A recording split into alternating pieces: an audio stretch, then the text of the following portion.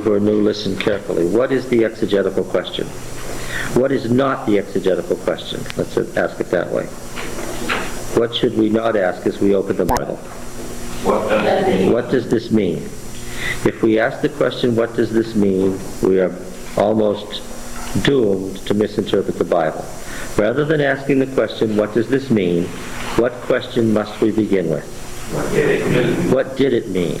What is the distinction between the two questions? The distinction is that the Bible writer may not have meant what we think he means, or may not have believed what we believe. He may have seen the nature of death differently than we see it, for instance. We don't get to determine what the Bible writer believes. We don't get to read into it. We don't get to use an old translation that's 400 years old and was bad when it was made, based on bad manuscripts and a bad translation like the King James. We get to study now in the 20th century the ancient world and the ancient languages and look at the meaning and ask, what does the Bible writer believe? In answer to the question, are we going to get back to the Adventist position on death? The answer is, we don't care about the Adventist position in death. As soon as you start setting up a modern definition as your norm, what have you done? You've departed from Bible truth. You've said, what does it mean? What does it mean?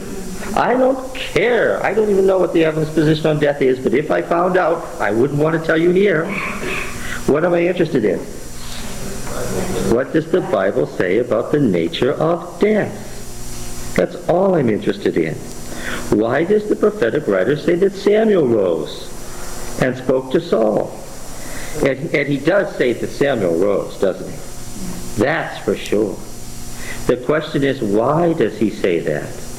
It's beyond argument that he says that it was Samuel. He's just as upset with Saul for consulting a spirit medium. And he makes it clear that consulting a spirit medium must never be used to try to circumvent the prophetic word of the Lord. And in that case, he's not just talking about Samuel and Saul, is he? Who's he talking about? Everybody said. Who in particular is he talking about? Not everybody, no. The story isn't about everybody. Who is he talking about? Who are the chief figures? The prophet and the king. Who in particular is he talking about? Who must never try to circumvent the divine word through the prophets by consulting spirit mediums. The king. Were there any Hebrew kings who wanted to do that? Most of them. And this story is a warning to any Hebrew king. Do not try to circumvent the prophetic word of the Lord by consulting spirit mediums. You will die as a result. And furthermore, God might just send you the prophet back from the grave. This is a condemnation of what Saul did. But there is nothing in the story that departs from the biblical view of death. A dead person in the Bible could certainly come back if God wanted them to, because they're not as dead as the modern Adventist wants to make them. That is the fact. What did they mean by death? One of the things we learned in this class was that in the ancient mind, everything was based on cycles. Give me some cycles. Growing season? The growing season. Seed time and harvest. Now you know that not only is there a growing season, there's a what? Just as soon as you said growing season, you had to say what else? Because you didn't say the whole cycle, did you? What could you? The harvest. Yeah, and the death of the plants after the harvest. The non-growing. Okay, the arid season, right? And the fecund season. Now, nature is dead during the arid season, isn't it? Is everybody clear on that? Nature is dead during the arid season. There's no life.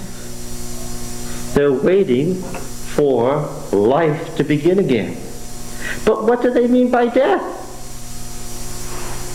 Then, Roy, What do they mean by death then? So that in a, what's the word I'm looking for? Yes, search for the right word. A sort of a what? It's sort of state, a dormant state. A dormant state. I would like to use the word dormant because in modern English, this gets closer to what the ancient mind meant by death. The seed is dead. It's really asleep. Now what do we know about that seed? It will what? It will sprout. Dead really means life that is what? Dormant. But is there life there? In a similar sense, death is a sleep. Sleep is a kind of suspended life. Is everybody clear on that? Sleep is a sort of suspended life. Let me tell you where the Adventist runs aground with his proof text. He runs aground with his proof text right away. Genesis chapter 2.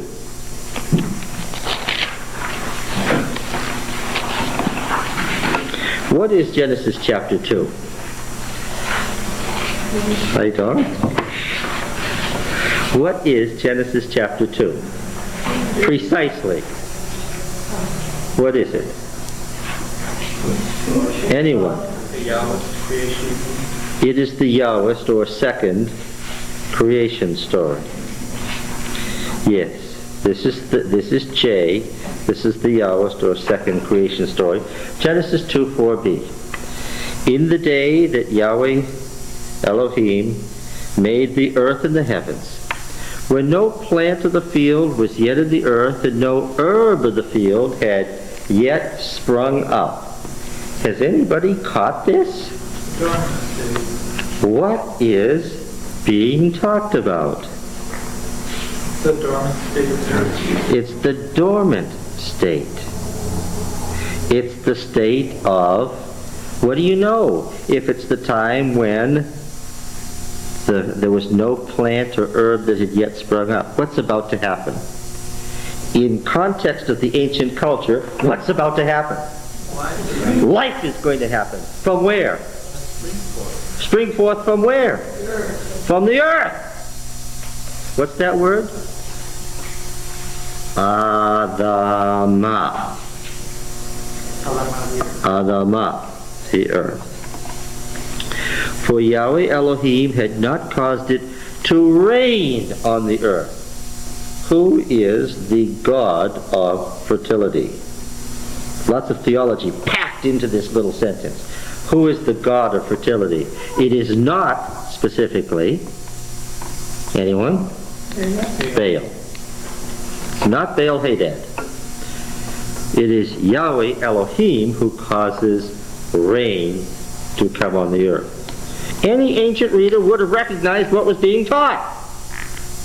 And here's the perfect example of asking, what did it mean, not what does it mean? Okay, and there was no man to till the ground. So we're not going to get all the good fruits of the harvest. But a mist went up from the earth and watered the whole face of the ground. Then Yahweh Elohim formed, the verb yatser, what a craftsman does when he makes a vase, what a potter does when he makes a jug. Technical word for building something, formed from the Adam of the Afar, the earth dust, formed from the earth dust, okay, a man, and breathed into his nostrils the breath of life, and man became a living being. Now, folk, have you all written down these books? Absolutely want that reference. Those of you who haven't, got it from those of you who have. I just need some space here. Now, who's going to be my evidence for me? Who will be TA? You know who TA is? Typical actor. That's very good. This is a great group.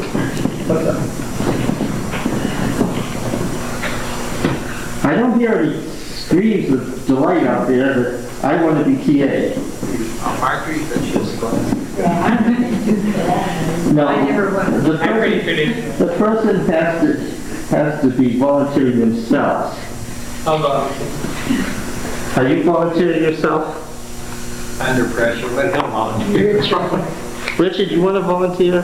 Richard came to. And could it make You- people of myself? We all will probably join in. All right.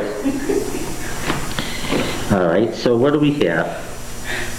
We have a body, Richard, plus, what is that little thing? The bread. Breath of life. No, my friend. Please, hold attention. Please. This is very important. Equals what? So, Living being. well, Depends on who's Well, wait a minute. We know that our typical evidence is going to say what? so, Living soul. that's not teaching.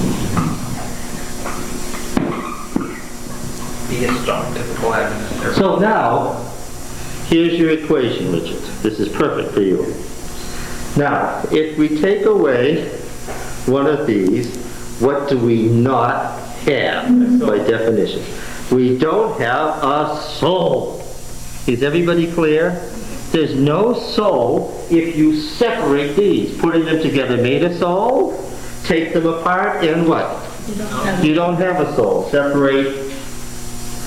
Body and breath. Together. Well, let's use water, right? Okay. Take away the Hydrogen. hydrogen from the oxygen, you don't have water anymore, right? Is this typical modern reasoning? Yeah. This is the perfect example of what you don't do. Isn't this great? This is airtight logic, except it's nonsense from the viewpoint of the Bible. First of all, we know that this word here is nephesh. I'm sure that you're all familiar with this word. Every time we argue about the nature of man, we come up with nephesh, right? We're all familiar with nephesh. All right, and in this case, it's nephesh, and it has an adjective behind it, chayef, which simply means what? Living.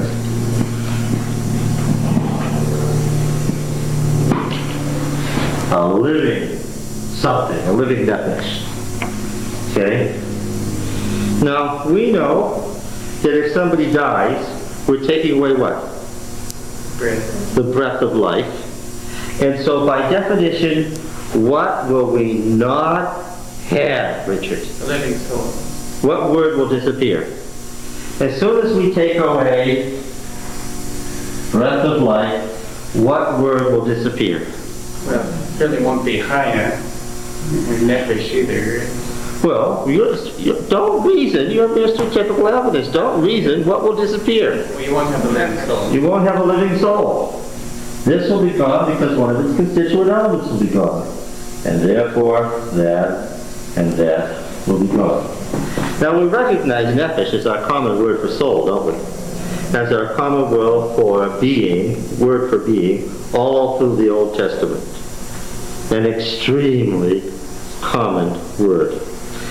By definition, Richard, what can you not have?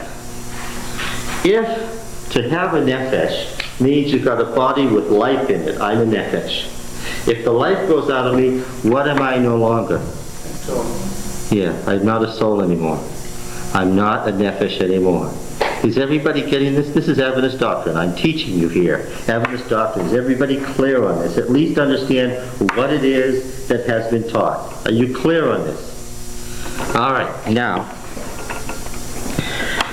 Okay, but there's a problem with that, and the problem is that we've compared the nephesh to something like a seed. And what's the state with the seed? A seed isn't exactly something that has the spirit or breath of life taken out of it, does it? It's sort of dead, but it's more dormant. There's still life potentially there. Now, I'll tell you that a seed of corn isn't as good as having a growing plant with ears of corn growing on it, is it? Right? You can't supply me with as much life. I can take my little seed of corn and eat it, and after I've eaten it, and that's all I had, what? I'm going to be hungry the rest of the day. It's not going to be like three ears of corn with yogurt on it, right? Everybody clear? It's a dormant and a lessened state of life. It's life potential, not life actual. Now, in Numbers chapter 6, I want to call your attention to verse 16. Or verse 6, rather. Numbers, a book we've been through at great length. And this is about the law of the Nazarite. Is everybody here? And remember this law? The Nazarite, to be separated, taking his vow, doesn't do certain things during the period of his vow. If certain things happen to him, he has to start over, right? And verse 6 tells us one of those things. All the days that he separates himself to Yahweh, he shall not go near something. What? A dead... What?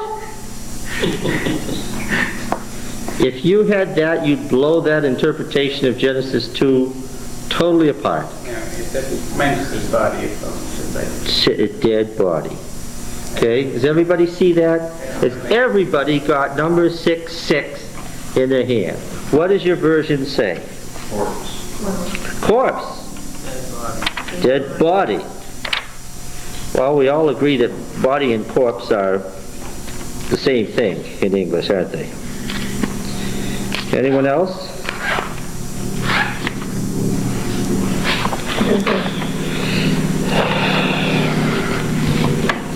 Anybody got anything besides body and corpse? Body and corpse. Okay, that you've got body too. Number 6:6. Dead person. Yeah, that's helpful. Body and corpse are very corporeal and material. Dead person sounds a little more ethereal and closer to the word. Not in Spanish. So what if it's in Spanish? Not in Spanish. Now, when you translate that, Come here, Richard. Richard, would you come here for just a moment? but you're talking about a hands-on thing. I'm not talking about anything less than that. You had a semester or so of Hebrew, right? Yeah. This is the book of Numbers, see? Okay. And here we are, we're reading over from verse 6.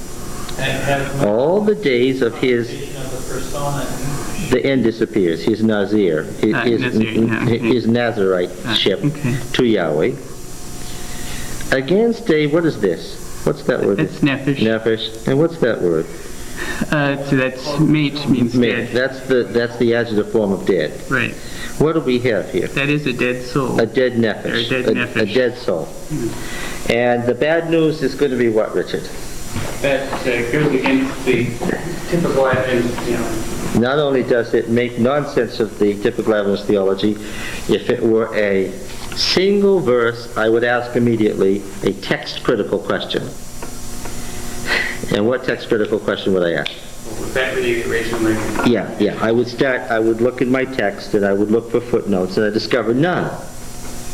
None here. What does that mean? All the versions agree that that's the Hebrew reading. Okay. Now I'll say, well, perhaps this was the slip of a pen that occurred once. But what am I going to discover? That it occurred again. That this is the common phrase, yes. That this is the common Hebrew phrase used throughout the law for a dead person. A dead nephesh. Nephesh doesn't mean... Now, when they say dead nephesh, they were actually saying dormant nephesh. Well, first of all, the first point I want you to understand is, whatever this thing was that was formed by God, it doesn't go away at death. It doesn't go away when the body decays. Well, the body doesn't go away either. Yes. Just wondering, backing up. First of all, before you ask your question, are you familiar with this Adventist theology of a body plus a soul equals a body plus the Spirit of God equals a soul, right? Take the Spirit of God away and you don't have a what? You don't have a soul anymore. Yes. Living soul. So, But anyhow, I'm wondering about God created the body. Yeah. Yes. Then He breathed into it breath of life. What do you have if you just have the body then? God just created the body. There wouldn't be anything unless He... Well, you just read about it. It's interesting that you're asking the question. We just read a verse. Answered me from the verse you just read. What do you have? Look at Numbers 6:6 and answer your question for me. Do you have a Bible with you? Well, of course. No, it's... Well, in here it says pork. Yes, but we just told you what the Hebrew reads. You have what? I don't want you to use the word soul because it implies all sorts of stuff that ain't so. But you have a dead what? Nephesh. Do you have a dead nephesh? You have a dead person. You have a living person. You have a dead person. The nephesh still exists. The personality, the inner person is still there. It doesn't go away as you were told. It doesn't disconnect into a non-nephesh. Is that clear to everybody? The person is still there. Have I got that across? And that's why, Cliff, we're not going to get back to the Adventist position because it's wrong. The person is still there. Yes? But haven't you been taught both? I mean, how can you not be resurrected if something wasn't good? Of something of you didn't survive, what would resurrection be? By the way, what is resurrection then? Coming back to life. What coming back to life? What was dormant? Well, we didn't think you Yes. Well, what has gone dormant?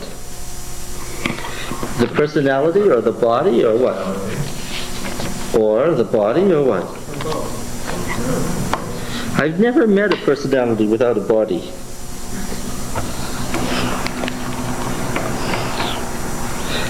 Have you? Resurrection is the resurgence of what? The whole person. It's the resurgence of the whole person. Well, Numbers 19:11. I don't know what's in Numbers 19:11, but I suspect.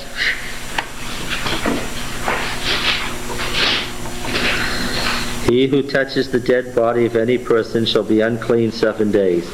He shall cleanse himself with water on the 3rd and 7th day, and so be clean. But if he does not cleanse himself on the 3rd day and 7th day, he will not be clean. Whoever touches a dead person, the body of any man who has died. The body of any dead nephesh. Are you clear?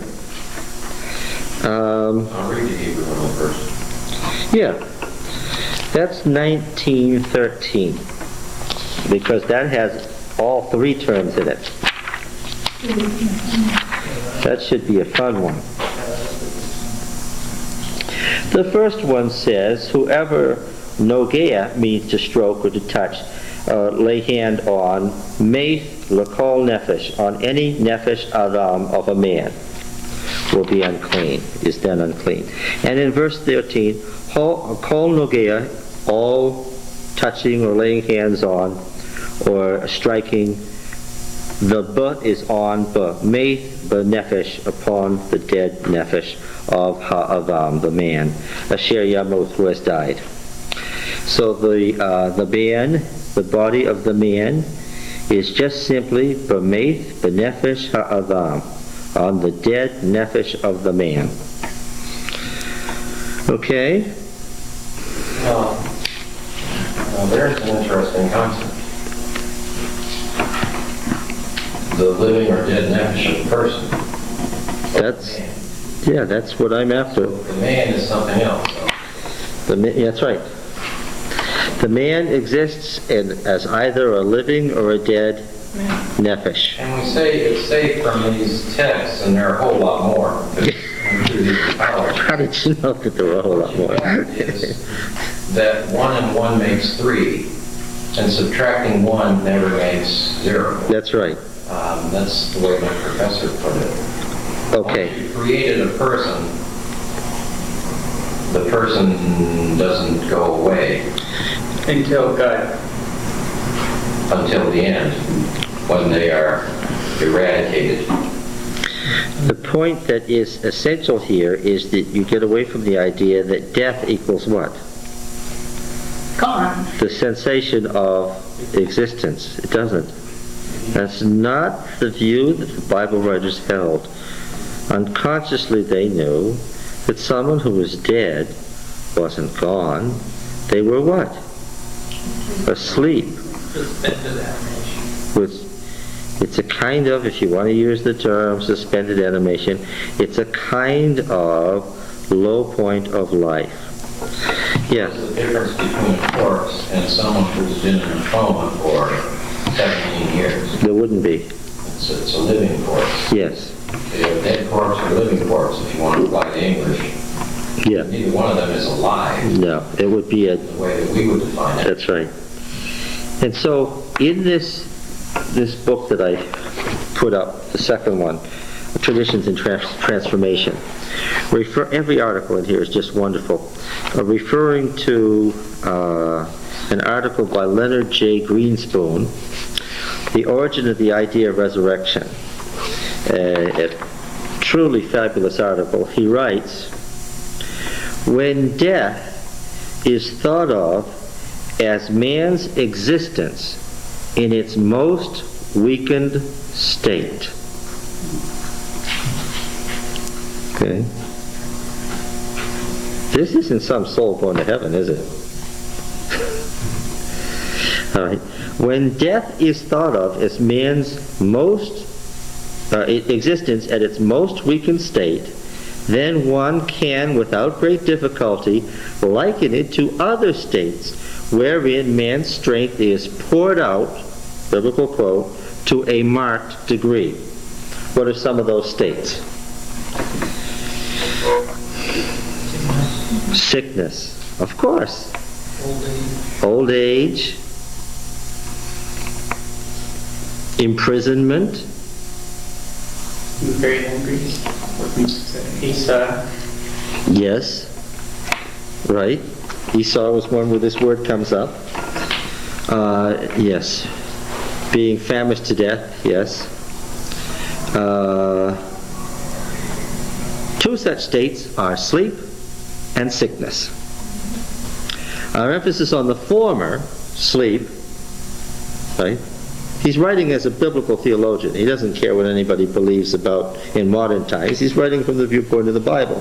Where are the dead? The dead are asleep. All biblical theologians of any denomination will tell you what? That's the teaching of the Bible. Our emphasis on the former. And when he says our emphasis, he's talking about the emphasis of biblical theology, looking at what the Bible says. Our emphasis on the former should not lead one to overlook the fact that the imagery of illness is an important element in the biblical conception of death. This is especially true with serious illness, in which man is forced to confront at close quarters the realm of death. We might say today that such persons have one foot in the grave.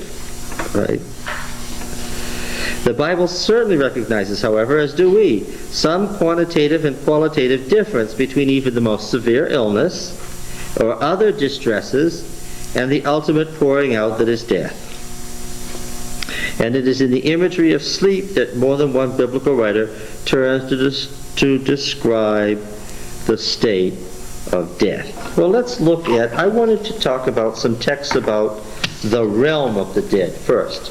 Somebody asked me what this word was. I'm going to stop going through all the texts about a dead nephesh. Will you trust me that there are lots of texts about a dead nephesh and that it is not a case of an isolated verse that somehow slipped its way into the canon, but simply a common view?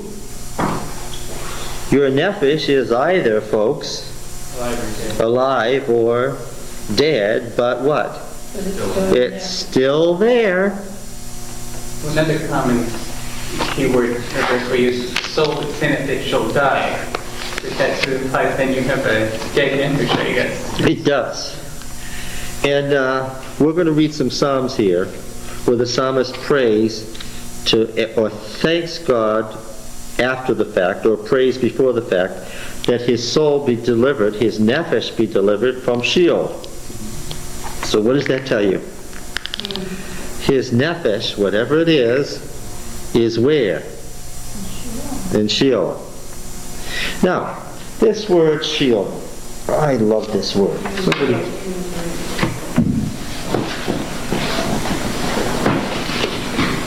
And this is where I want Mike to not bring the King James Version after this. I want him to get a New Revised Standard Version or some other real translation so that he won't read something in there and get the wrong idea. Why do I not want him to read the King James Version? Well, for one reason, it's written in Elizabethan English. And what's the case with Elizabethan English? It's a language that what?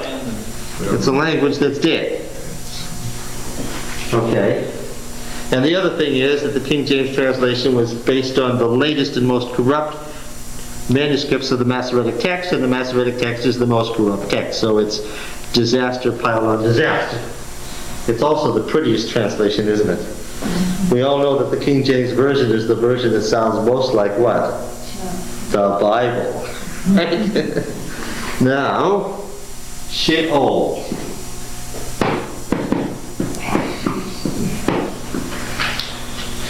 Well, what shall we say about, is that right? Or is it Sheol? Is it a, no, I think it's a Sheol. What does anybody here recognize for a root?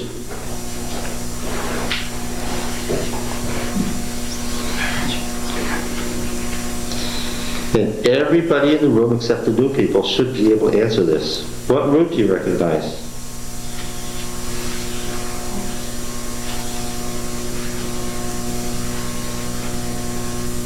Say, who are our chief characters in 1 Samuel 28?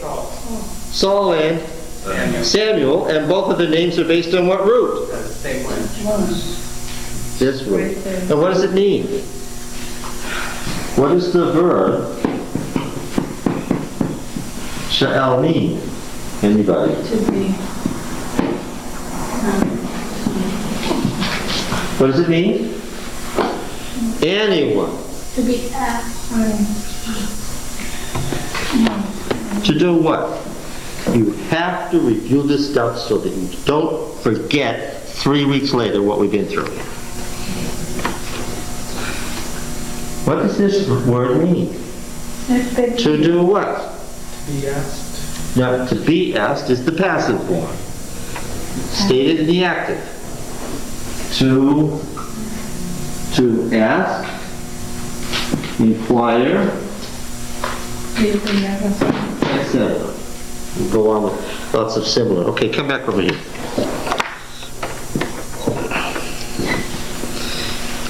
There's another possible root, and that's with the ion. And this one, if it's this one, then we have to be hollow. That would also make sense in relating to the dead, wouldn't it?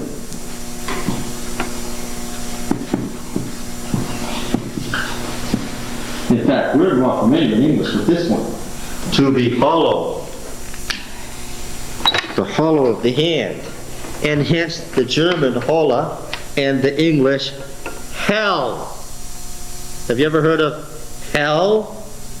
If you don't do good, you're gonna go to hell. That's where the English word comes from. Hollow from this second root. Scholars aren't absolutely certain which the root is. What and where is Sheol? That is what I want to spend a couple of minutes answering. And while we're looking at that, we're going to find out a lot about the state of the dead. Because after all, Richard, the state of the dead to modern people means an abstract form of their existence, ontology, the nature and study of existence. That's abstraction. But literally, the state of the dead means what? Where are they? Where are they? Yes. And the answer to the question, the state of the dead, is what's the dead state? What country do they live in? They live in a country called Sheol. And where is Sheol? Well, everybody knows where that is. Where is it? It's the underworld, down below us. All right, Deuteronomy 33 or 32, 22. Deuteronomy. Has anybody heard of Deuteronomy before? And is there any soul in this room who can tell me what Deuteronomy 32 is? It's the Song of Moses. It's the Song of Moses. Yes. It's still the Song of Moses. And that the fact that you know that revives my soul. Got it? English phrases here. Let's see, what does it say here? Well, it's talking about some bad folks. And verse 22 says, "For a fire is kindled by my anger, and it burns to the depths of Sheol." This is God's anger and God's fire. How far down does God's fire burn here? All the way to the depths. Now, since Sheol is a pit, what would I say about this fire? It goes down where? Is the pit shallow or deep? Deep. Well, that was a good guess. Have you got a text to back that up? No. Sure you do. Aren't you Mr. T.A.? No, he's TA. But you are too, aren't you? Tell me about what kind of a pit is it in Revelation? That's a bottomless pit. Good, thank you. Okay. I knew you knew that. For it burns to the depths of Sheol, devours the underworld. Don't translate that word earth. This is a parallel couplet. It devours the, how should we translate Eretz? How should we translate Eretz? No, not ground. It's in parallel to Sheol. Underworld. And sets on fire the foundations of the mountains. Where is Sheol? In the same region as the foundations of the mountains. Where's that? That's down below. Okay, we all agreed on that? No, John, I'm going to be too polite on this. I'm going to say That's what I want. This is just fine and good. And this is the way they used to believe. I mean, this is a good explanation to the way they believed in ancient days. But today, in this modern world, we know different. Sure. The question isn't what do we believe? The question to be settled is what? What does the Bible teach? Then, But what see, you the want to Bible do about teaches that... what they used to think. Oh, okay. And so this is just the ancient thought. This isn't the way it really is, Okay. is it? I don't know. We'll keep on looking. I don't know. I've heard people say that to me. Revelation, Isaiah 14. I want to go back to this. We read it 2 weeks ago when folks were absolutely amazed that Samuel rose from Sheol. And this was an obvious text to come to, but let's read it just momentarily and then go on to other texts. Sargon II, the emperor of Assyria, has died, and in the Kinah, or lamentation meter, a lament, in the ironic sense, has been written about his death. This is a long, sad, metrical line that says the author is sad in writing a dirge for the departed dead. The departed dead, however, is the hated emperor of Assyria, and so the words aren't as sad as the meter. The words are downright happy. And this produces an ironic twist of a long, wailing line meant to be sung in tears and crying, but the words are all happy ones. How the oppressor has ceased, the insolent fury ceased. Yahweh has broken the staff of the wicked, the scepter of rulers, that smote the peoples, the nations in wrath, with unceasing blows, that ruled the nations in anger with unrelenting persecution. The whole earth is at rest and quiet. They break forth into singing. The cypresses rejoice at you, the cedars of Lebanon, saying, since you were laid low, no hewer has come up against us. Sheol beneath is stirred up to meet you when you come. Where's he going? He's going down into Sheol. And what's happening? There's activity down there. What is happening? They're getting all stirred up because here comes this great The oppressor. Now they have him on their turf. yes, now they have him on their turf. He's not strong as he once was because he is dead. He's what? By definition, he's weak if he's dead. It rouses the Rephaim to greet you, all who were leaders of the earth. The Rephaim, how is it translated in your translation? Shades. The shades, the shadows. That gives you some idea. I don't like spirits, but I do like shades because it gives you what idea? That the dead are what? They are weak, they are shadows of their former selves. It rouses the Rephaim to greet you, all who were leaders of the earth. It raises from their thrones all who were kings of the nations. Point, what is the state of the dead king down there? Not the one coming, but the ones who are already there. They're enthroned on their shadowy thrones in the underworld. All of them will speak and say to you, you too have become as weak as we. In saying that, the author gives us his definition of the state of the dead. They're what? They're weakened shadows of live persons. They are dead persons. Therefore they're weak. You have become like us. Your pomp is brought down to Sheol, the sound of your harps. Maggots are the bed beneath you, and worms are your covering. Well, that's awfully literal, isn't it? This pictures the wasting away of the body. And then there's a break between 11 and 12 because, of course, there's a scene change and a reference to a totally different myth is now brought up. This is the second strophe. How you are fallen from heaven, O day star, son of dawn. Sheol, the son of Haman, what's that about? Well, that's the myth about how the stars, the war in heaven, the stars who, Sheol, the god who once tried to take over El's throne, who raised a revolt in heaven and fell down to the earth.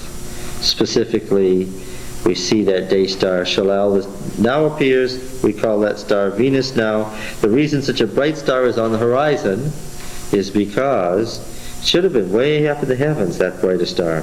Why is it down on the rim of the earth? Because that's where it was thrown down when Sheol lost the war against El for the throne on the cosmic mountain.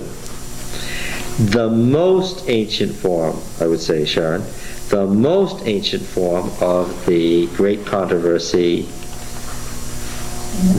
myth.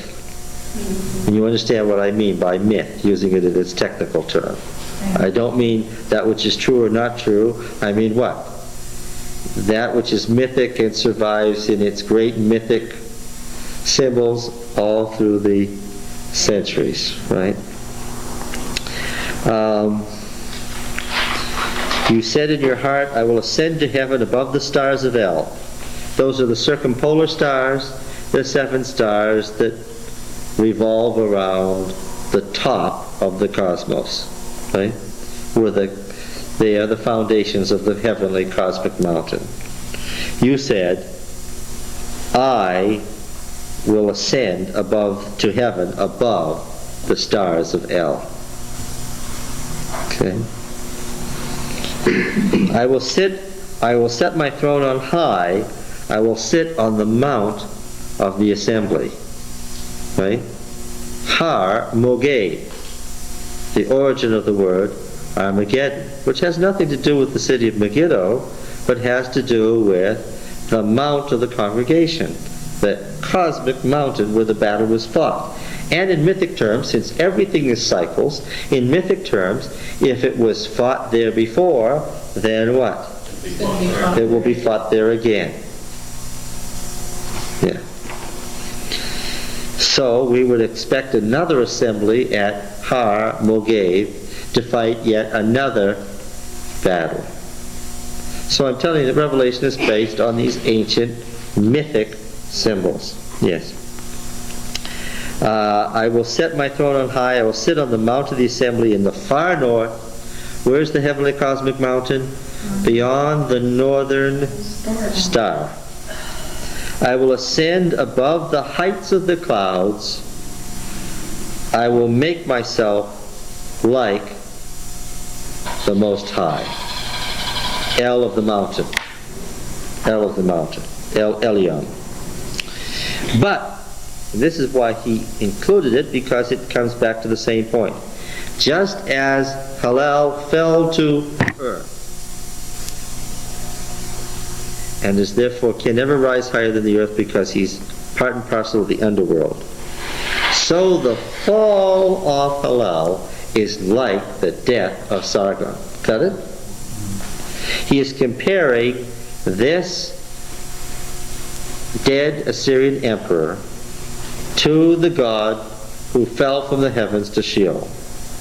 In other words, in a sense, Satan is in the state of death compared to the way he was in heaven. That's right. But you are brought down to Sheol, to the depths of the pit. Please notice the parallelism in the parallel couplet. What's parallel to Sheol? Pit. The pit.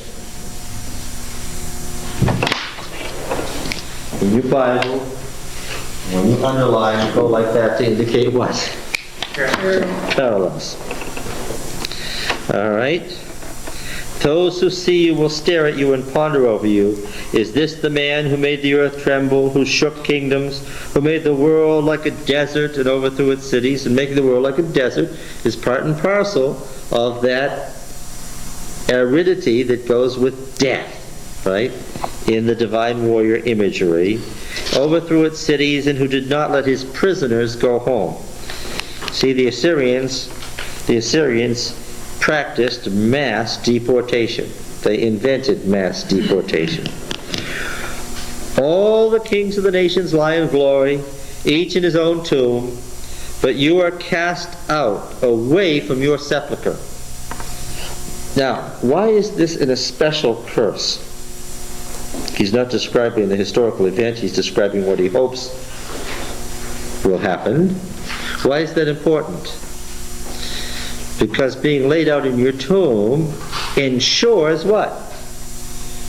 Your continued existence in death. Is everybody clear on this? What's the purpose of laying you out in your tomb and putting implements in your tomb with you, as even the Hebrews did? Well, that's even they do today. I mean, they'll dress and they'll put the king with the person or whatever, and they do that. But what was the conception behind it? What's done today is irrelevant and done for a different reason. We don't bring out what happens today. It's done for a different reason. The question is then, and we excavate Hebrew tombs, we know. What was the purpose of laying a person out in the tomb, gathering that person to his fathers? So that what? So that his existence in the afterlife is ensured. Conversely, then, taking the person out of the tomb and letting the body be destroyed, disarticulated, eaten by dogs, as was Jezebel, so that there isn't even any bones left, is for what purpose? So that Jezebel won't be dead. It would be bad if Jezebel were dead. They hated her. They didn't want her dead. They wanted her what? Gone. That's a lot different. They wanted her annihilated. And the good news was what? She was. Thank you, dogs. Okay. And then we're going to see that dogs have a role to play in some of these texts. And other wild animals. And carrion birds and so forth. Anything that will eat your body and your bones. And disarticulate it and keep you from being laid out in your tomb. And one of the favorite curses of the prophets is what? You'll be thrown out of your tomb. All right? But you are cast out away from your sepulchre like a loathed, untimely birth. And a loathed, untimely birth did or did not exist. A premature infant that doesn't live, that's born at 5 months, does or does not exist. Does it exist or not exist here? It does not exist.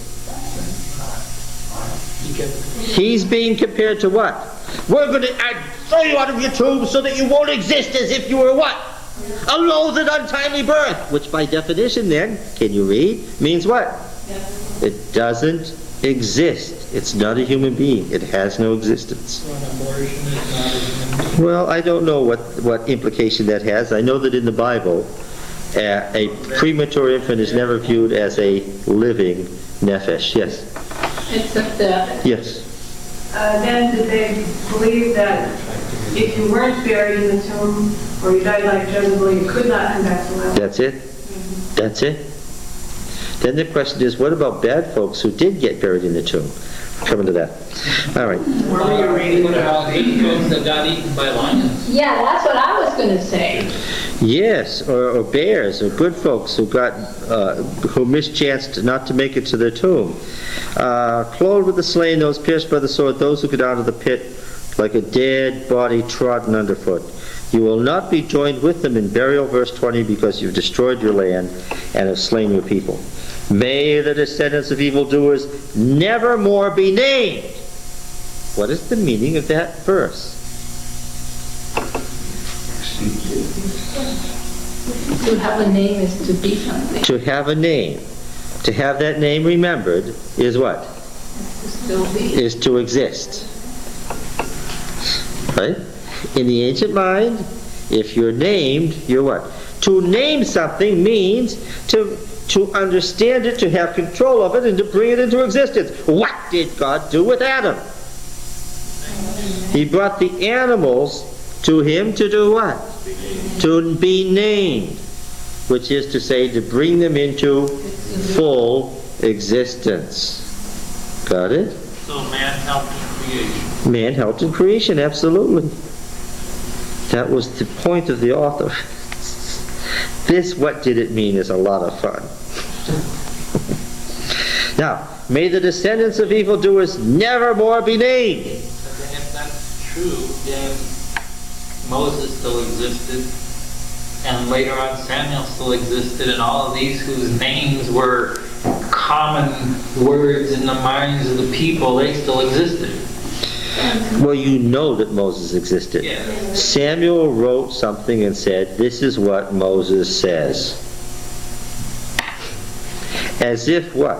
Moses said it. As if Moses was still standing beside him. And that was exactly his conception. Once you've got it, a lot of things make sense. But see then, but if we take what you taught us here in class, that they used to think that here is not necessarily there, now is not then, and you think that's just the way they thought back then, but it's not the reality, then all this doesn't make sense.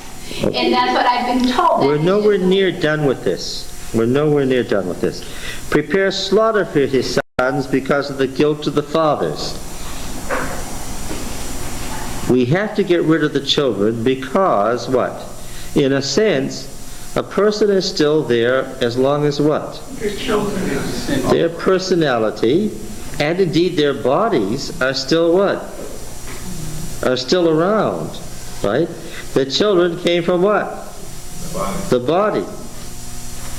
To get rid of the children is a necessity in the annihilation of the parent. Lest they rise and possess the earth and fill the face of the world with cities, making us think of what? It's a clear allusion to what? The first Cain. Line of Cain. All right. So he brought evil to the earth. Yes.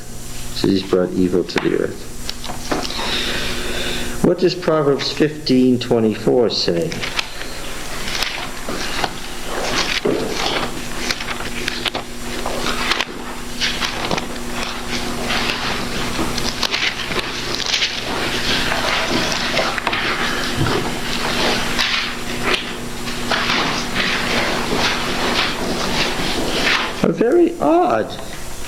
A very odd text indeed. We're going to have to wonder what this one means. Of course, this is what Ecclesiastes says isn't true. The wise man's path leads upward to life, that he may avoid Sheol beneath. That would seem to indicate that a wise man ends up what? Not in Sheol, but alive. I wonder what that could mean. Let's keep that text in mind. Proverbs 5:5.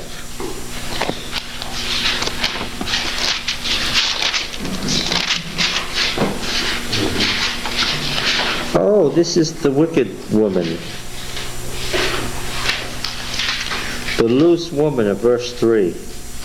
Her feet go down to death. Her steps follow the path to Sheol. 7:27. Her house is the way to Sheol, going down to the chambers of death. Canticles, Song 8, chapter 8, verse 6.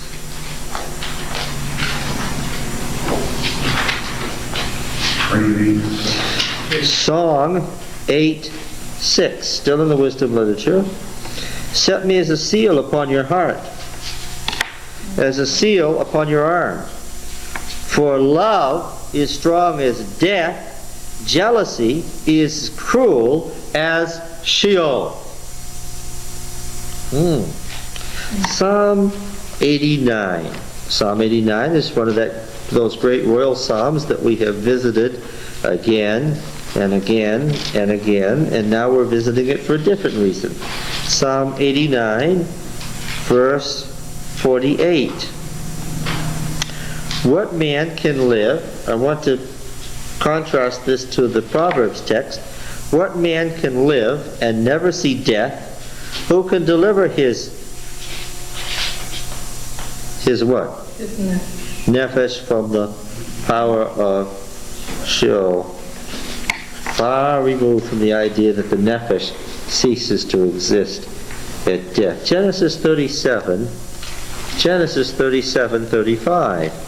Genesis 37. Well, what's this about? Well, it's the story of Joseph. You remember this passage. Jacob is grieving. What does he say? Joseph has disappeared. What does he say? All his sons and his daughters rose up to comfort him, but he refused to be comforted and said, "No, I shall go down to Sheol to my son, mourning." Where does he want to go? To Sheol for a reason. To see his son. What does he want to do? To see the lost Joseph. By definition, Richard, if he wants to see Joseph, he's what? Joseph still exists, and what? What's his condition after death? He's in Sheol, but what? In what condition? Dead, but weak, but what? Still exists. He's still cognizant of... He's still aware. Still... This isn't to say that he comes back and haunts his relatives, or that they can ask him anything about the future. We're coming to that. Or that he can come back and say, but what's his condition? What is he looking toward here? Chapter 42 and verse 38.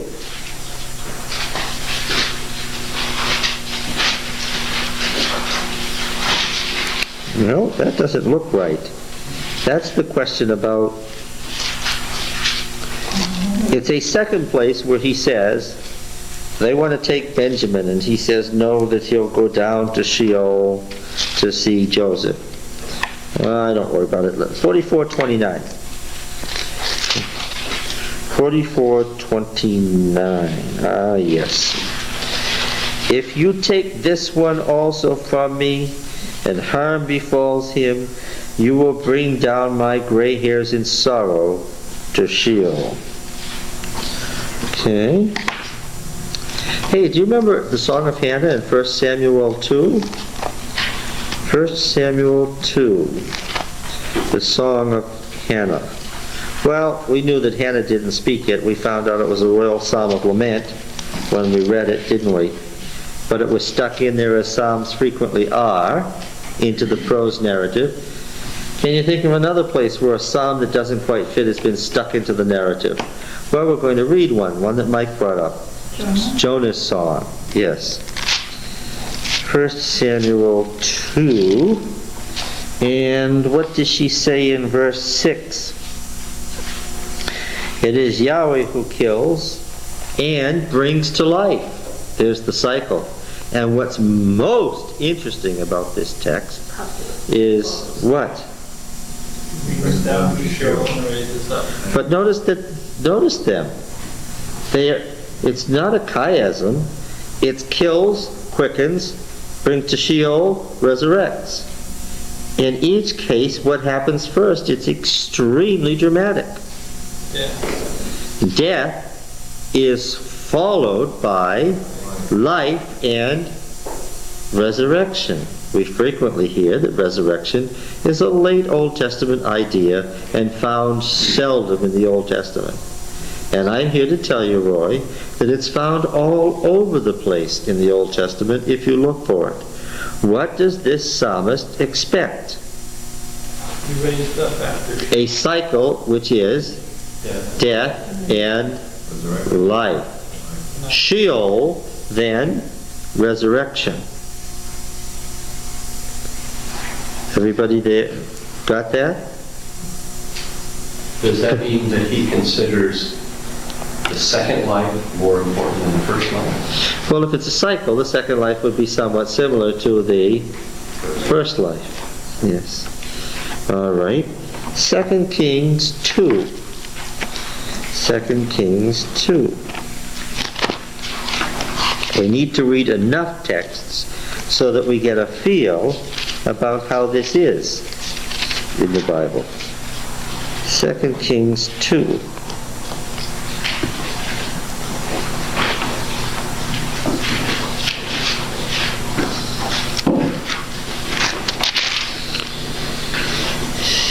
What is it that happens here that's most dramatic?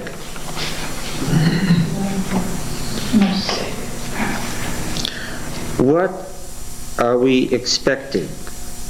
We're expecting Elijah's what? Death. That's the point. We're expecting Elijah's death. Do you know that today Yahweh will take your master away from you? He said, yes, verse 3, I know it. Hold your peace. Okay? But instead, what happens? He was wise enough to not go to Sheol.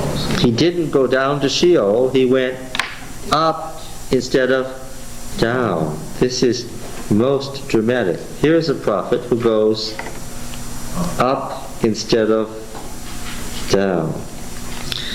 Lots of texts in Job, because of course the author of Job is experimenting with lots of different viewpoints and ideas. He's giving us in the mouths of Job and all his friends all sorts of opinions. Job 7:9.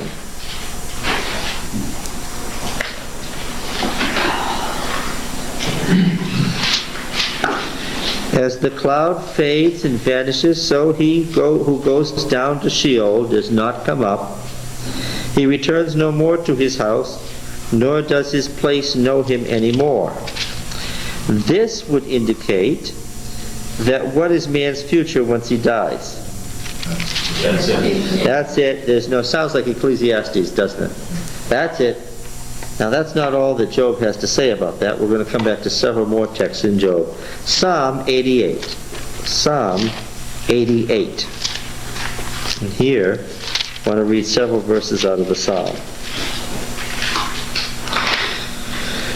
O Yahweh my God, I call for help by day. I cry out in the night before thee. Let my prayer come before thee. Incline thy ear to my cry. For my soul is full of troubles, and my life draws near to Sheol.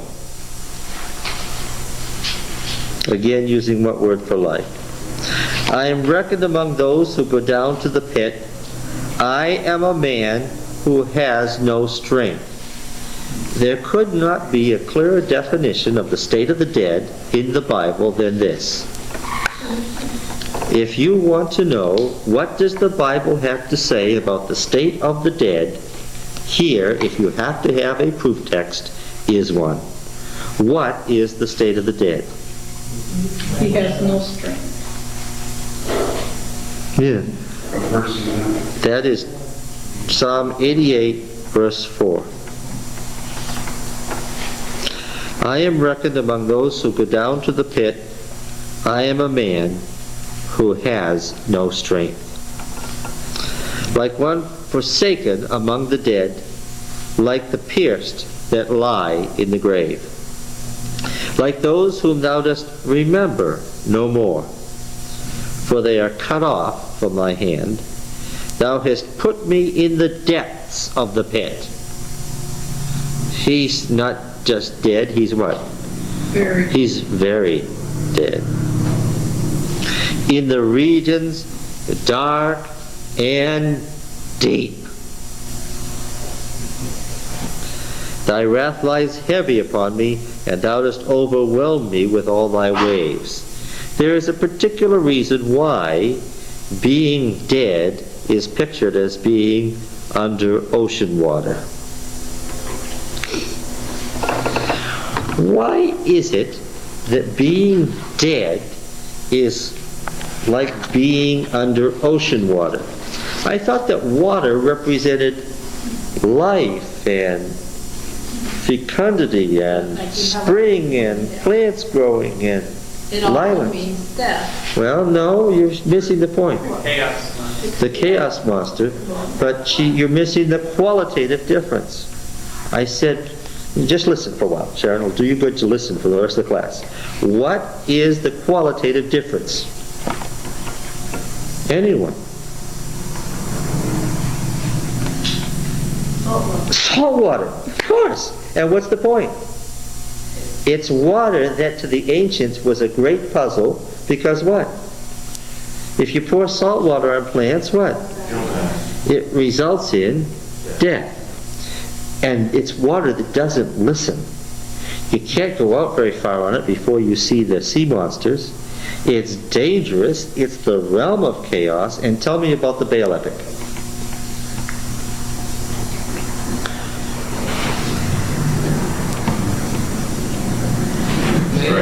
Leviathan, the seven-headed monster who was also, what were some of the other names? Yam, ocean, Nahar, river. Prince Ocean was the king of the gods of chaos. The gods, the forces of chaos in nature, are ruled from the bottom of the cosmos at the outermost parts, depths of the sea.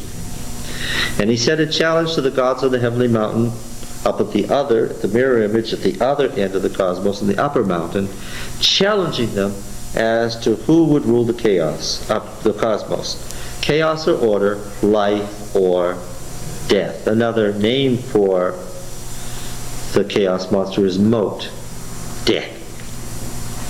So he sent his messengers to the cosmic mountain and challenged them to this duel. Of course, this set the 70 gods on their knees in horror. Remember the whole story about their weeping and the tears running down their legs and on and on and on. Who accepted the challenge? Baal, the son of Dagon. But it was a great risk to him, right? He had a quid pro quo, an upfront requirement. If he was going to go down into the underworld to fight with death and risk his existence to fight with death, what was his upfront requirement? If he won, what did he want? He wanted to become king of the gods, and he wanted the gods to build him what? A temple to commemorate the inauguration of his eternal dynasty and kingship. Why is this of any importance to us? Because, of course, the whole thing about David founding an eternal temple was David's request to found an eternal dynasty on the Canaanite model. Why did David have Canaanite kingship on his mind? Well, that's what it's all about. And under him, what was he king of now?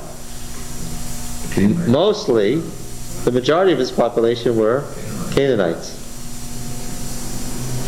Wanted to build a great Canaanite temple in the model of Baal. Well, Baal went down into the underworld, and he fought with the seven-headed monster. And he was doing pretty well there for a while, according to the epic. And the battle was as incredible as you can imagine the forces of life and death would be, the forces of order and chaos, the whole force of nature in collision. But finally, who won? Chaos won. Death won. What did the great Leviathan, what did the great serpent, the twisting serpent, the serpent of the sea do? Grabbed Baal by what? By the heel. Took him down to the depths of the underworld and chopped him up. Ate him so that he was little pieces. Of course, this cutting up Baal's body meant what? No more existence, hence no more life. So the forces of death and chaos won. And Baal's great, strong, hard, two-edged sword fell in the depths of the sea. Then, of course, El, realizing that they couldn't have just the forces of death and chaos ruling the cosmos, dispatched Anet to go down and resurrect Baal on the third day.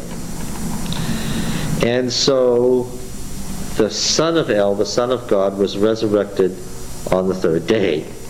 Now, had Mot anticipated this resurrection? No. Mot, death, had not anticipated the resurrection of Baal. When Baal was put back together, the pieces were put back together by Anet, and she resurrected him by the power of El, he grabbed his sword, and what did he do? He now had the advantage of surprise. What did he do? Cut off the serpent's head. He delivered a mortal wound to the head of the serpent. And then, of course, comes his triumphal entry back into the heavenly part of the cosmos, into the cosmic mountain, bringing with him what? Bringing with him what? Yes, of course, that's why Goliath said, but what? Not just the head of the monster, bringing what? Life. How did you know that Baal was back? How could you and I know that Baal was back? His life, the earth would come back. How would that happen? Rain. The rain.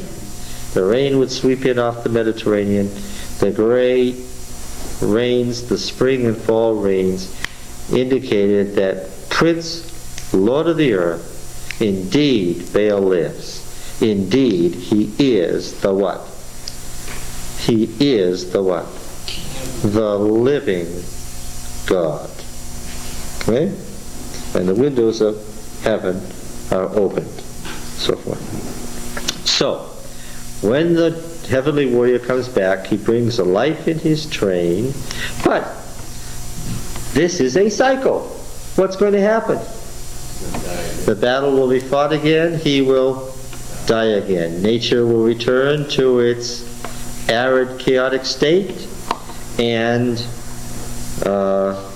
all life will descend into its Sheol existence until what? So, yes. So, what do we know about the monster, the seven-headed monster? It will do what? It will do what? It will, and where will we see it? Not where in the Bible. Where will we see it physically? Since it's the king of the ocean, I'll see it in the ocean. So the seven-headed monster will rise from where? Will rise from the sea. Yes, of course. All right. It reminds me, in the case of Elijah, I mean, the prophet must have been quite a consternation that they couldn't bring the rains. Well, see, that was the point of why Elijah brought sterility to the earth. For 7 rainy seasons. 3.5 years is what? 3.5 years is what? Is 7 rainy seasons. You understand? Now, why did he strike the earth with sterility for 7 rainy seasons? To indicate, So the Baal was dead. yes, that Baal was dead completely. That's why the 7 rainy seasons. So now, if you want the rains, Baal can't provide them. So when he called them to Carmel, to the temple of Baal, and called the rains in off the ocean, he was calling those in Yahweh's name to say that what? Yahweh is the living God.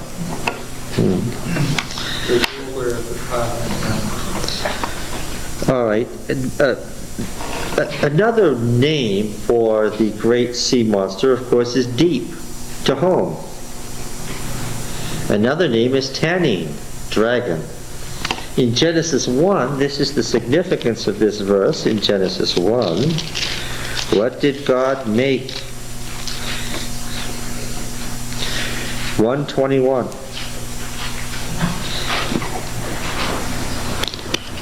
So far from having to fight the equally powerful monsters of the ocean, so far removed from merely being the equivalent, the life equivalent of death, the order equivalent of chaos, so far removed of that, the God of the Bible what? Created the sea monsters. They are therefore what? Not something he has to fight with, but what? His servants. Whenever there's chaos, it's because what? God has, not because things have gotten out of his control, but what? God has, allowed, this not a biblical word. God has willed it. Yes, commissioned it. A good biblical word. He has ordered it. Yeah. What are we're reading Psalm 88. I think I may have gotten excited there and gotten off the track.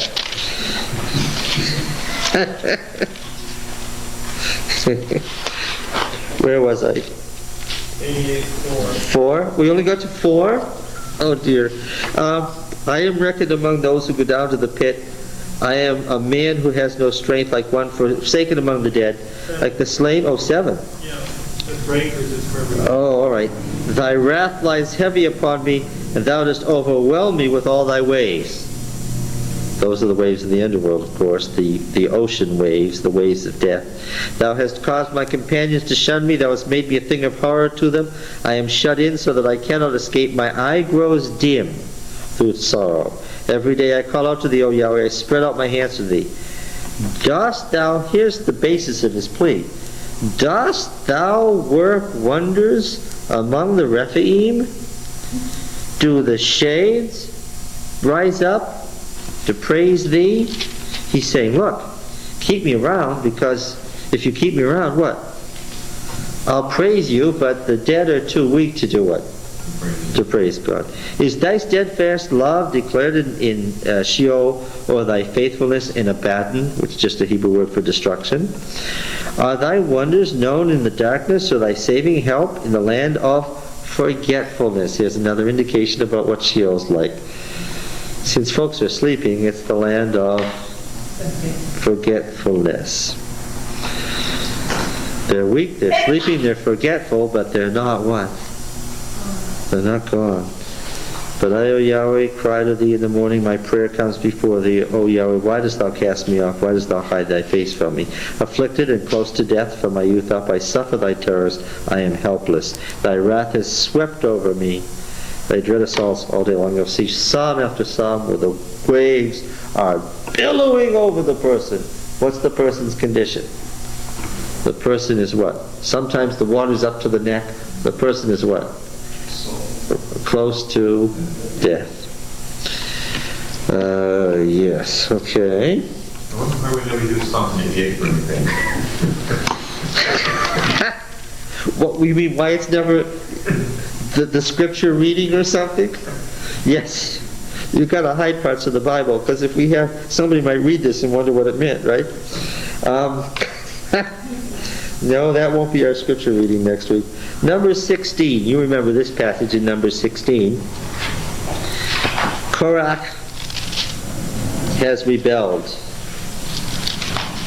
And Moses says in verse 27, to get away. 28, Moses says, hereby you shall know that Yahweh has sent me to do all these works, and that it has not been of my own accord. If these men die the common death of all men, or if they are visited by the fate of all men, then Yahweh has not sent me. But if Yahweh creates something new, and the ground opens its mouth and swallows them up with all that belongs to them, and they go down alive into Sheol, then you shall know that these men have despised Yahweh. And as he finished speaking all these words, the ground under them split asunder. The earth opened its mouth and swallowed them up, and all their household, and all the men that belonged to them, and all their goods. So they and all that belonged to them went down alive into Sheol, and the earth closed over them, and they perished from the midst of the congregation. I hit a pothole the other day and was afraid that I was going down alive down into Sheol. It was that big. All right, Psalm 55:15. Psalm 55:15. Oh, here's a psalmist who's very angry at his enemies, and he prays something rather dramatic. Let death come on them. Let them go down to Sheol alive. Who's he thinking of when he prays this prayer? Let them go away in terror to their graves. Who's he thinking of? He's thinking of Korah, Dathan, and Abiram. So, if somebody prays for you that you go down alive into Sheol, you'll know they're not feeling good about you. Job 26. What is it like to be in Sheol alive? Well, of course, your transformation then comes when you get down there and you suddenly realize that you're dead. Job 26, verses 5 and 6.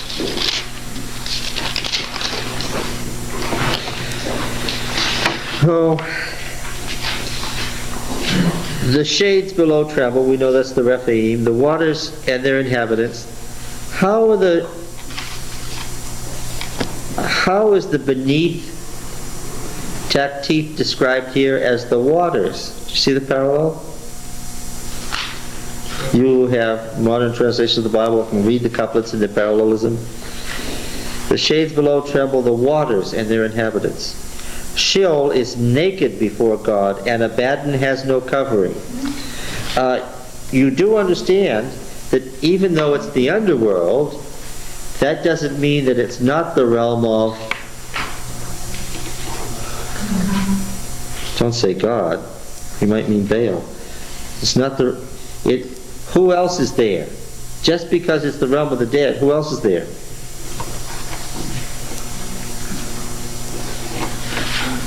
Whose land is it besides the land of the dead?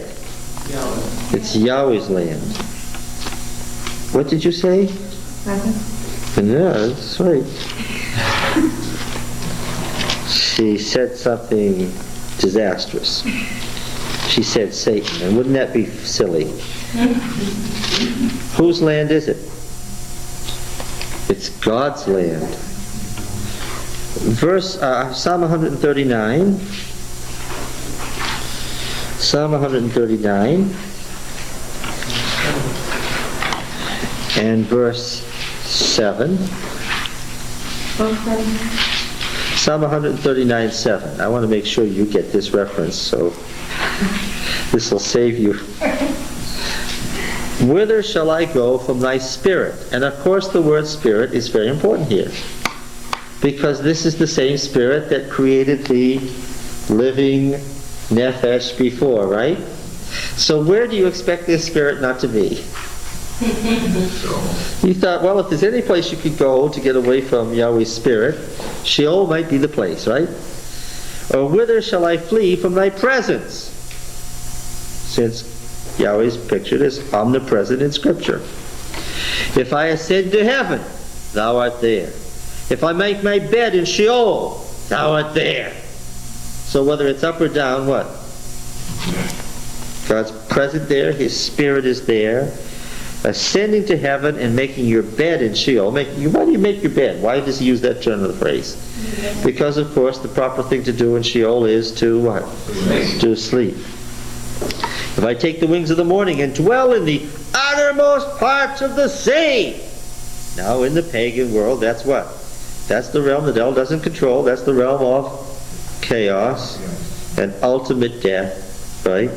If I dwell in the uttermost parts of the sea, even there thy hand shall lead me, and thy right hand shall hold me.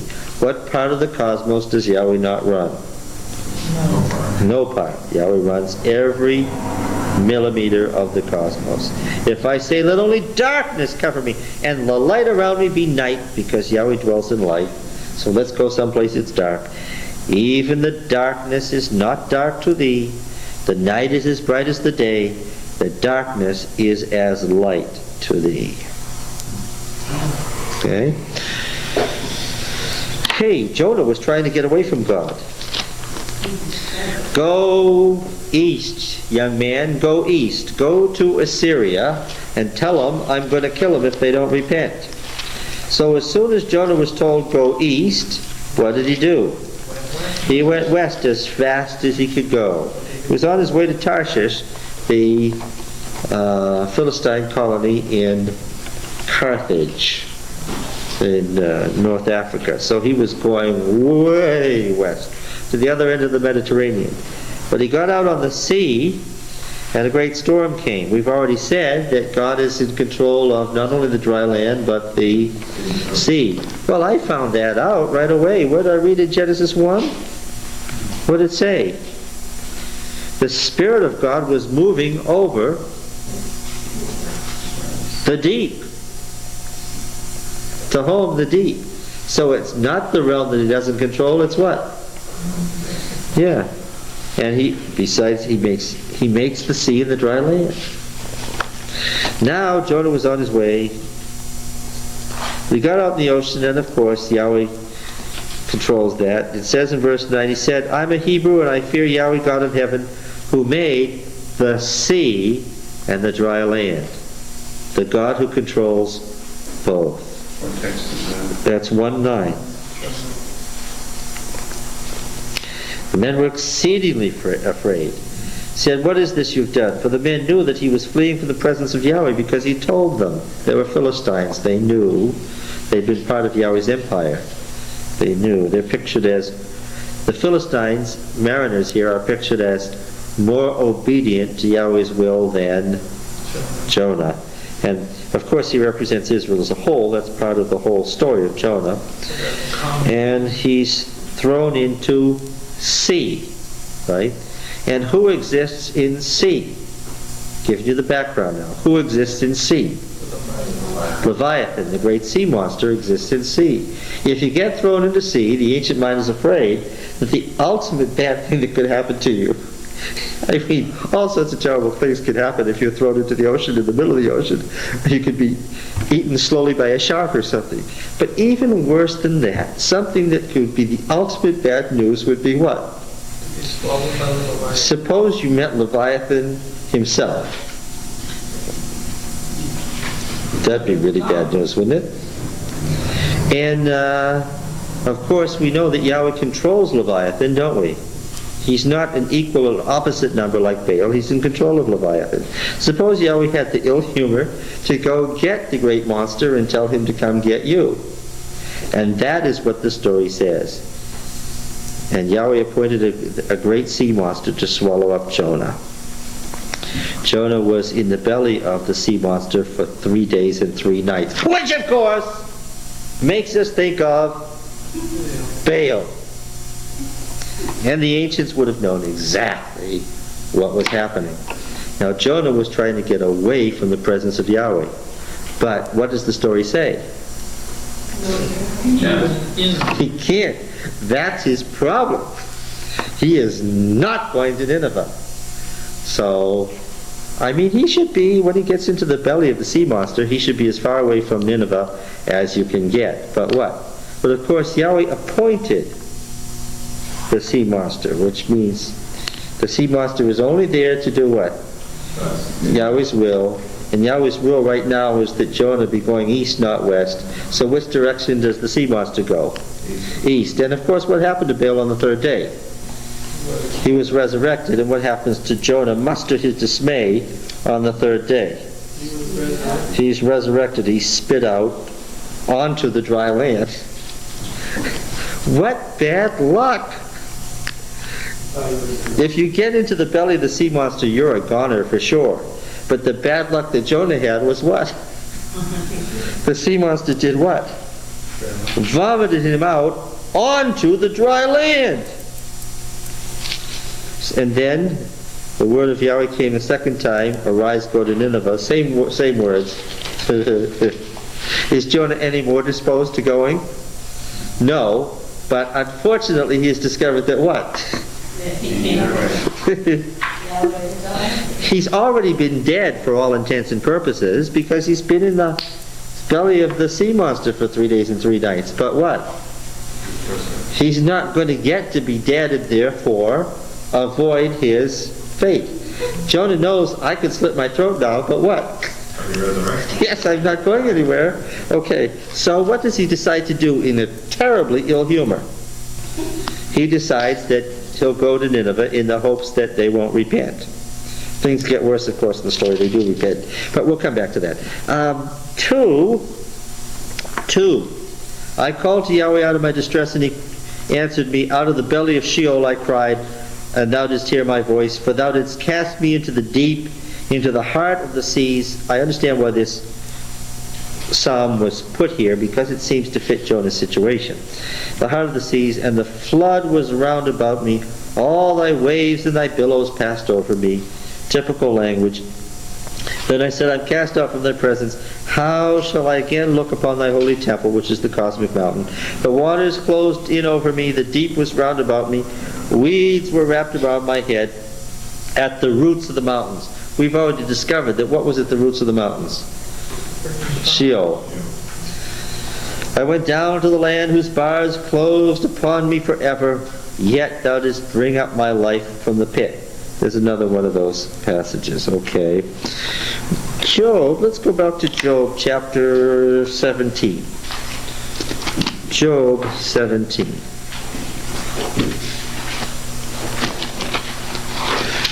And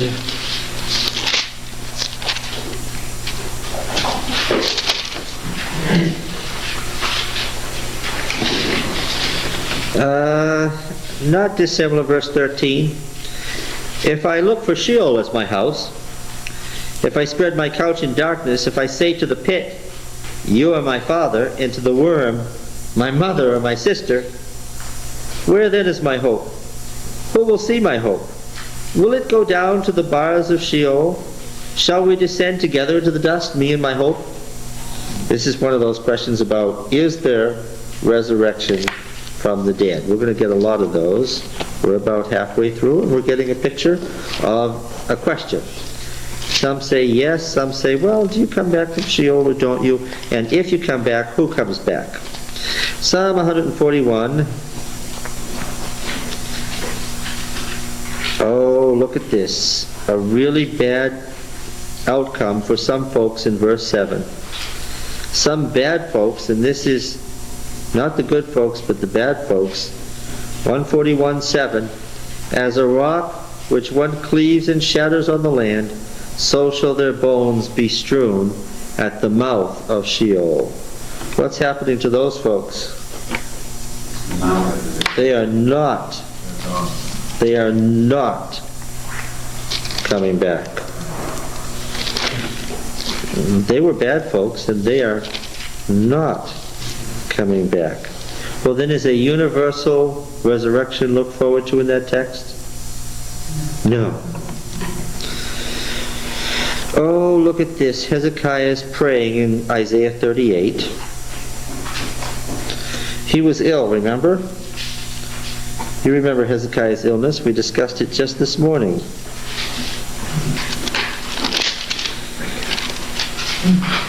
Chapter 38, verse 10.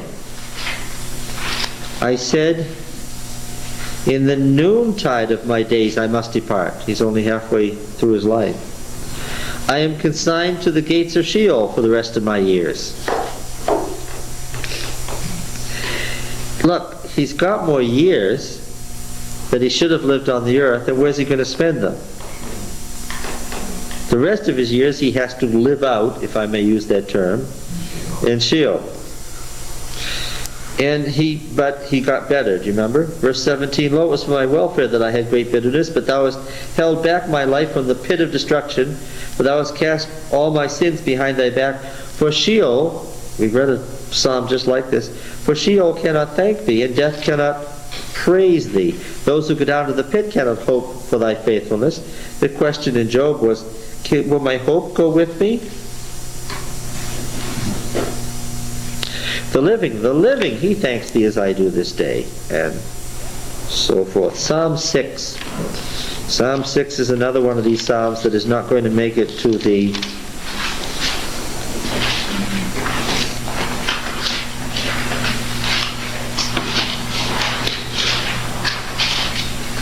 another thanks to God for not dying, verse 4. Turn, O Yahweh, save my life, deliver me for the sake of thy steadfast love, for in death there is no remembrance of thee. In Sheol, who can give thee praise? Now, we've noticed that this is becoming kind of a common argument, isn't it? Yeah. Now, Psalm 115. Some passages in Psalm 115. When you see it as a common argument, what does that tell you, Richard? When it appears in lots of different contexts and lots of different places. No, it's just a common thought. What was that last one? Psalm 115. I'm interested in verses 16 to 18.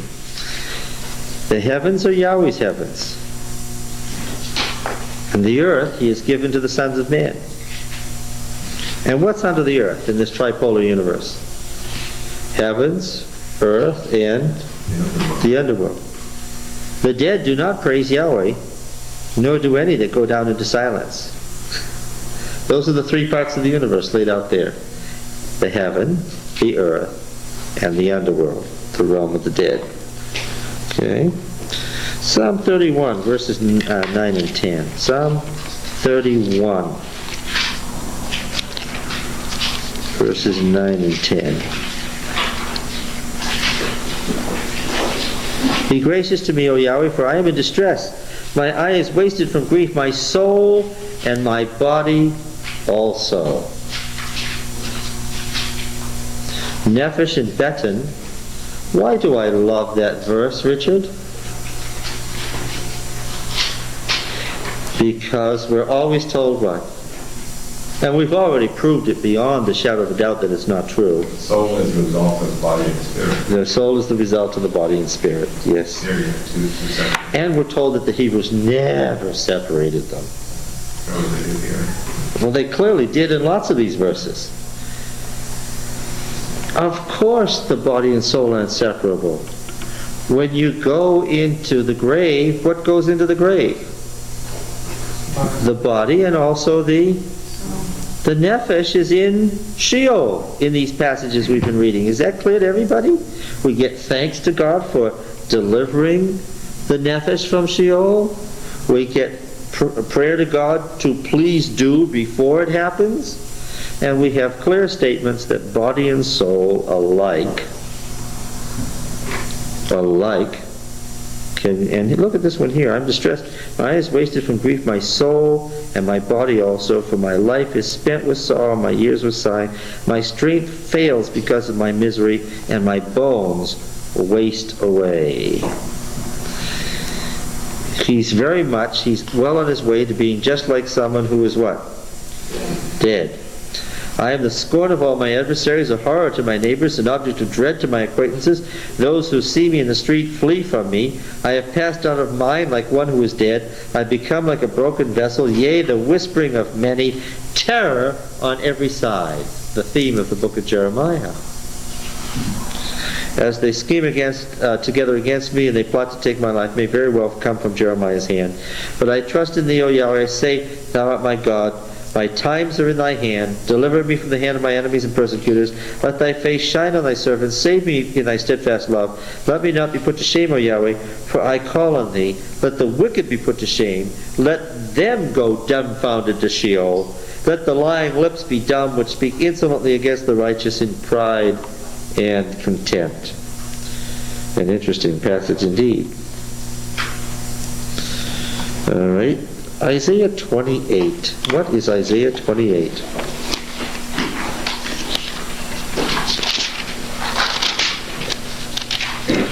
Well, there's lots of fun things in this section of Isaiah.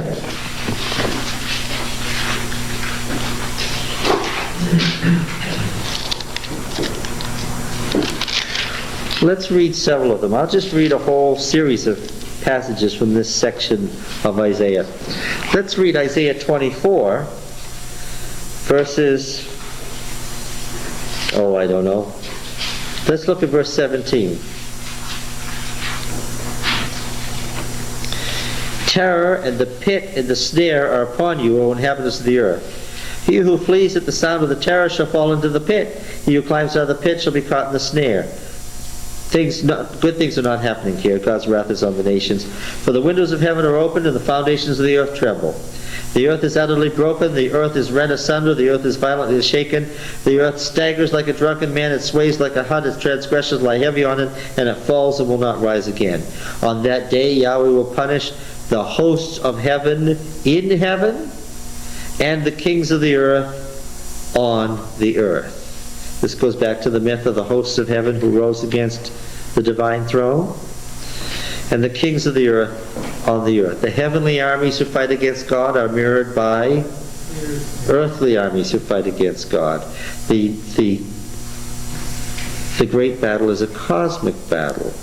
Okay? It's a cosmic battle with both heavenly and earthly counterparts.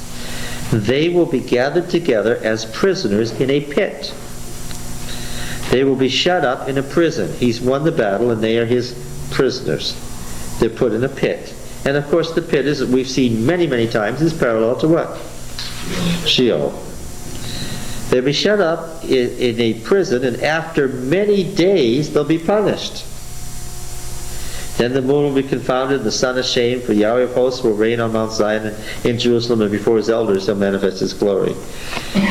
The wicked cosmic army and the wicked earthly army are put into the pit for some time. And at the end of that many days, long period of time, they are punished. This is the first intimation of the judgment. This is the first intimation of this idea of 1,000 years, and then in the pit, and then after that comes the last judgment. Yeah. That passage, that greatly expanded passage in Revelation 19, is based on this. And it's the bottomless pit there, right? In chapter 26, verse 10, if favor is shown to the wicked, he does not learn righteousness. In the land of uprightness, he deals perversely. The argument here is if God is too easy on folks, evil multiplies. If favor is shown to the wicked, he does not learn righteousness. In the land of the uprightness, he deals perversely and does not see the majesty of Yahweh.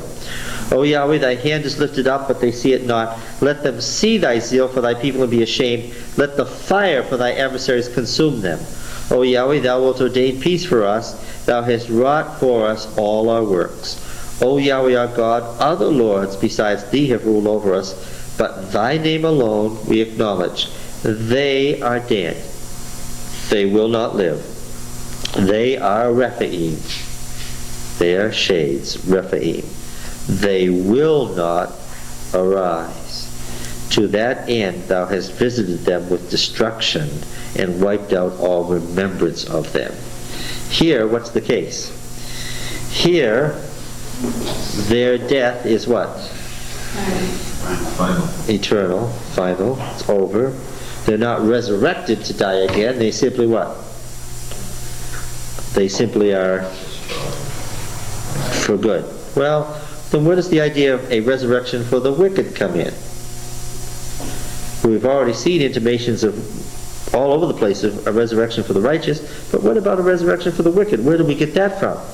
Oh, we don't want to get that far. We're coming along. From the previous verse, they were shut up into punishment after many days. Okay, verse 19 now, 26:19. Thy dead shall live, their bodies shall arise. Does just the Nephesh come back into full existence in the Hebrew Bible? No, because what makes it able to see and to hear well and to taste and to embrace? What is it? The body. Okay, so what's coming back? The body. O dwellers in the dust, awake and sing for joy, for thy dew is the dew of light, and on the land of the Rephaim thou wilt let it, the light, fall. There's a pretty clear resurrection text, isn't it? Very dramatic one. See if you recognize these words, Mike. Isaiah 27:1. In that day, Yahweh with his hard and great and strong sword will punish Leviathan, the fleeing serpent, Leviathan, the twisting serpent. He will slay the dragon that's in the sea. Where's that from? Where are those words taken from? The Baal epic. Yeah. Here's some folks in chapter 28, verse 15. Because you've said we've made a covenant with death and with Sheol, we have an agreement. When the overwhelming scourge passes through, it will not come near us. Verse 18, your covenant with death will be annulled, and your agreement with Sheol will not stand. Verse 22, for I have heard the decree of destruction from Yahweh of hosts against this whole land. Isaiah 5:14.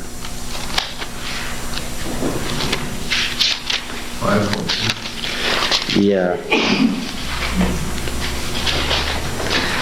Sheol has enlarged its appetite and opened its mouth beyond measure, and the nobility of Jerusalem and her multitude go down, her throng and the person who exults in her, meaning in Jerusalem. Habakkuk, can you find Habakkuk? Ezekiel, Daniel, Hosea, Joel, Amos, Obadiah, Jonah, Micah, Nahum, Habakkuk.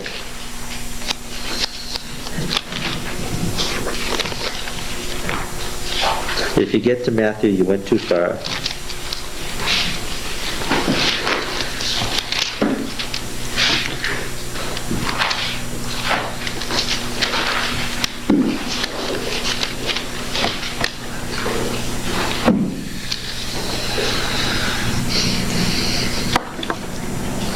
Wine is treacherous. The arrogant man shall not abide. His greed is as wide as Sheol, and like death, he never has enough. 2:5. 2:5. Habakkuk 2:5.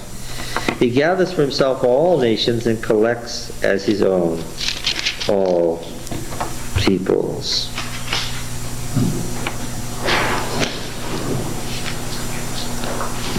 Do you get the idea that death and Sheol are God's servants? That he uses death and Sheol for his purposes? Death is not something outside of God's control. What do we have to say? What's the view? Death. These are his servants to do his thing. Let's read again the Divine Warrior poem in Habakkuk 3, since we're there. This is the heavenly warrior marching from the south, the historicized myth of Yahweh marching from the Southland in the Exodus, taken originally from the Baal epic. El came from Teman, and the Holy One from Mount Paran. His glory covered the heavens, and the earth was full of his praise. His brightness was like the light. Rays, what kind of rays? What is this? Rays of what?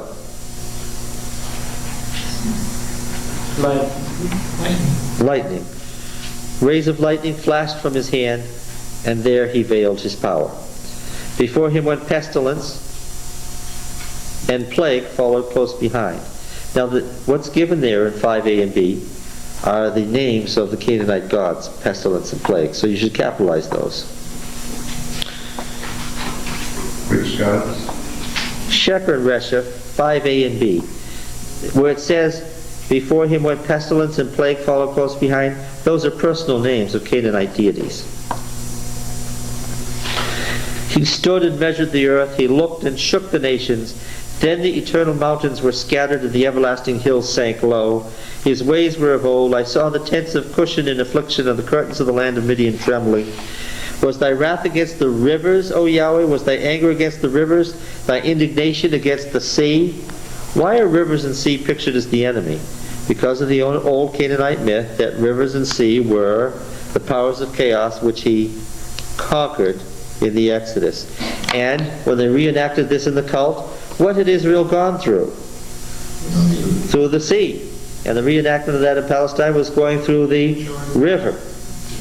River and sea. The sea monster was named both sea, Yam, and river, Naham. Those were two names for the same person. So that a river could represent what? A raging river could represent what? The ocean. Sameness of appearance equals sameness of essence. Have I ever mentioned that? Once or twice? If the river is flooding and you try to cross it, what might happen to you? Sheol. Yeah, you might go to Sheol. Yes. Just as fast. The point being that a river in torrent, in chaos, is the same as the ocean in chaos, and one way or the other, you're just as dead. So here he is, his wrath directed against river and sea. Was thy wrath against river, O Yahweh, thy indignation against sea, when thou didst ride upon thy horses on thy chariot of victory? Thou didst strip the sheath from the bow and put thy arrows to the string. Thou didst cleave the earth with rivers. The mountains saw thee and writhed. The raging waters swept on. The deep gave forth its voice. It lifted up its hands on high. What's the ocean doing here? What does that mean? It's writhing and crying out and lifting up its hands. What is it doing? It's giving up. The sun and the moon stood still in their habitation at the light of thine arrows as they sped, at the flash of thy glittering spear. Thou didst bestride the earth in fury and trample the nations in anger. Thou wentest forth for the salvation of thy people, for the salvation of thy anointed. Thou didst crush the head of the wicked, laying him bare from thigh to neck. Thou didst pierce with thy shafts the head of his warriors, who came like a whirlwind to scatter me, rejoicing as if to devour the poor in secret. Thou didst trample sea with thy horses, the surging of mighty water. Okay, so the divine warrior is victorious. And what if plague and pestilence go before him? Once he's been victorious, what will follow him? Life.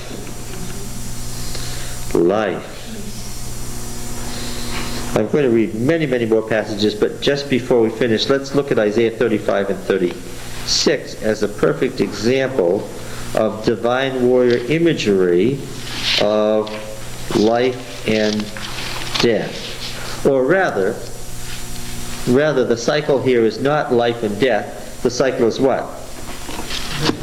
Death and life. Right? The cycle is death and life. Now, I've told you times without number that the ancient mind did not have linear time.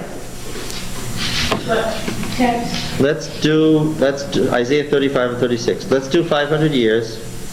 1500 BC, the Exodus. 1000 BC, David. 500 BC, Daniel. 0, birth of Christ. 500, Bishop of Rome becomes emperor in the West. 1000, Norman conquest. Well, Romanesque revival. 1500, the Reformation. 2000, us. Now, as soon as we do a timeline, we're spatially relating time. We're stretching time out over space and saying that if it's now, Mike, if it's now, we're assuming that what? We're assuming something really obvious. If it's now, what? It's not then. And we're assuming about space that if we're here, we're not there. In the ancient mythic mind, it weren't so. Because time was cyclic, we might be coming back around the cycle and reliving and reenacting what? Then might become now. And what happened there on the cosmic mountain in heaven might be happening what? Here in the temple in Jerusalem. Here may be there, now may be then. Got to keep that in mind. Well, what is this place like? Verse 9, Isaiah 34:9, I want you to read. The streams of Edom shall be turned into pitch, and their soil into brimstone. The land shall become burning pitch. Night and day it shall not be quenched, and its smoke shall go up forever. From generation to generation it shall lie waste. None shall pass through it forever and ever. But the hawk and the porcupine shall possess it, the owl and the raven shall dwell in it, and he shall stretch the line of confusion over it, and the plummet of chaos over its rulers. They will call this place no kingdom there, and all its princes shall be nothing. It's a description of what place? Sheol. And what is it like? It's burning and dry and yeah, okay. And nettles and thistles and jackals and hyenas and so forth. Well, what happens when the divine warrior comes? 35:1. The wilderness and the dry land shall be glad. The desert shall rejoice and blossom. Like the crocus, it shall blossom abundantly and rejoice with joy and singing. The glory of Lebanon shall be given to it, the majesty of Carmel and Sharon. They shall see the glory of Yahweh, the majesty of our God. Verse 5, and the eyes of the blind shall be opened, and the ears of the deaf unstopped, and the lame shall leap like a hart, the tongue of the dumb sing for joy. For waters shall break forth in the wilderness, and streams in the burning desert. And the burning sand will become a pool, and the thirsty ground springs of water. The haunt of jackals will become pools of water, and the grass shall become thick reeds and impenetrable rushes. What happens?